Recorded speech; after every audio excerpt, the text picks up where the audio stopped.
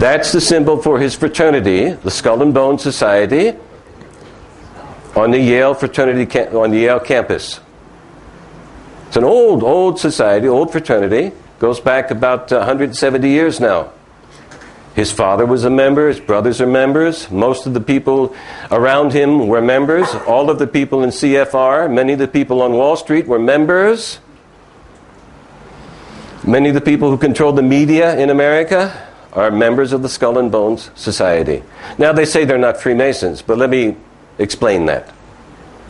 You see, when this society was founded back in the 1830s on the Yale campus, Freemasonry was being persecuted in the United States because of what John Quincy Adams said. The Freemasons had murdered a captain in the U.S. Army who had left their organization and wrote a book about them, and they murdered him. And there was a big fuss about it, and the Freemasons became under suspicion, and they were persecuted, so they went underground. And the men who formed the Skull and Bones fraternity, they did it exactly according to Freemasonic ritual, but they didn't call it Masonry. They just called it the Skull and Bones Society. Nice little joke, don't you think? College kids like to have jokes. They like to have fun. Skull and Bones, is this fun? Well, we'll talk about that later. Masonic ring. There's their symbol again. Major symbol. This is a compass. It measures. It's supposed to represent the tool that Allah used to measure the universe. That's one of the principles. Okay. Here we have, you know this symbol, don't you? We're going to talk about this tonight. This is where it comes from. All right? You see this one? All right. Did the prophet use this symbol? Can anybody say yes? No. Who introduced this symbol? The Ottomans did. The Ottomans did about 300 years ago. Not 200 years ago. This is not Islamic. This is pagan. This is the moon. It's the symbol of the god of ancient Mesopotamia called Sin. His name was Sin, the lunar god Sin. S-I-N. And the star represents Ishtar, the ancient goddess of the city of Abraham's father.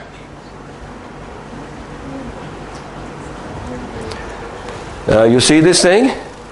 You see this thing? You see it there? Masons love symbols.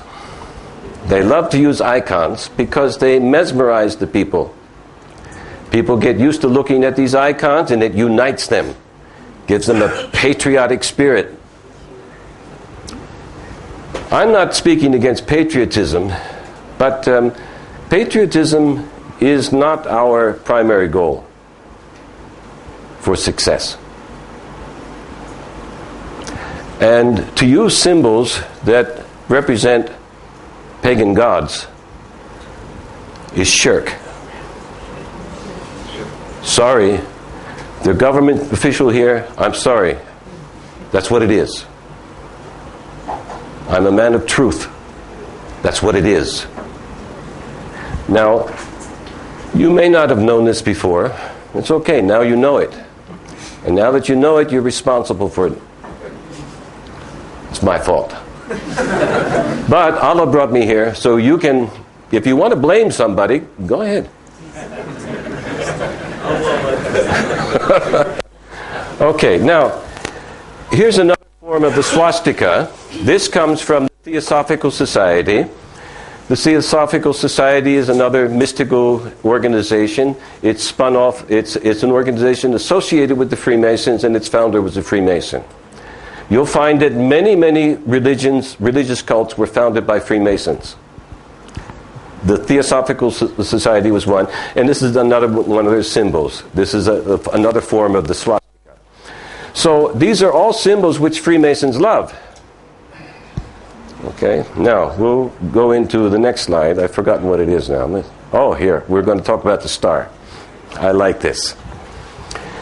This is the symbol for the sun god of ancient Babylon. But even this symbol goes back further to ancient Acadia. And it is a symbol which is very common, in common use today, and I'll show you how. It's an ancient religious symbol of the star of Shamash. Shamash was an ancient solar deity. Now, in Babylon and Acadia, they worshipped the Watchers, fallen angels, they called them. And that's a whole different lecture. I'll just mention it. Okay, I know all about the fallen angels. We'll talk about them a little bit later, but not in depth. Now, I want you to notice something here. There's not only the star here, but there's the circle that represents the sun, and in some religions it actually represents the moon, but there you have the moon again there. And you'll notice how these guys, they're men, aren't they? Kind of small compared to this fella. In those days, and we have archaeological evidence that giants existed. We don't know much about these creatures, but we know that they existed. And if you dig deep enough, pardon the pun, you'll find that many museums, including the Smithsonian in Washington, they've been given the evidence, but they've hidden it away. Why? Because it doesn't fit. It doesn't fit into the deistic religious concepts that they've given the people. But this is from Babylon. This is the king. They're making a presentation. Here's the star of Shamash. This is not an idol. This is a man.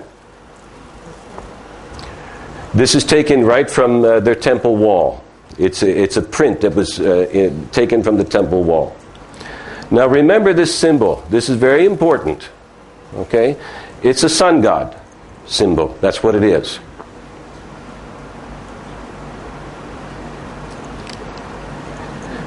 Here we see the same symbol, a little bit different. I want to make sure I didn't skip a... Yeah, I skipped a slide. Here we go. I want to show... This is a very interesting sequence of slides. Here we see the same tablet. Here we see a blow-up of that same symbol. This is the symbol of Baal from Palestine, another sun god. This god, this guy, the king, and the god that this represents, they were offered human sacrifice on a regular basis. Human sacrifice. And this is part of monism. Monism, you can trace it back to ancient India. Almost all of these aberrant religious beliefs can be traced back to ancient India and to the Dravidians. God, according to their belief, everything came out of him. All right, you'll find some Sufis that believe this crap. Sorry about that word. Correct. Thank you. Alhamdulillah. They believe that, they can become one with the one. I read the Quran. It doesn't say that there. I'm sorry. That's impossible. Allah is Allah, and we are we. We cannot join. Now, we can become one with the created word in contemplation. You can approach an understanding through contemplation and prayer. But you cannot become one with Allah. Well, these people thought that you could become one with Allah. They also thought that Allah got hungry.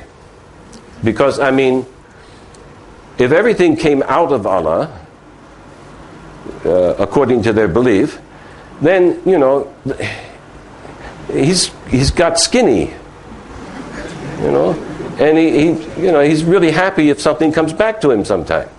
And the greatest offering you can make is yourself. Yeah?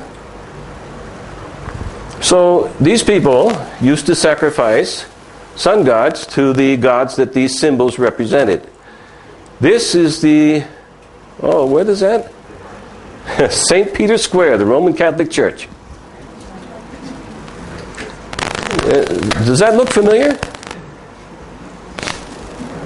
Huh? Yeah, look at that. Here's the Pope. Uh-oh. Uh-oh. What do we have here? Now here's the symbols from the Coptic Christian Church. Coptic. They go back to the 3rd and 8th century in Ethiopia. They say that this is a Christian symbol, that this is the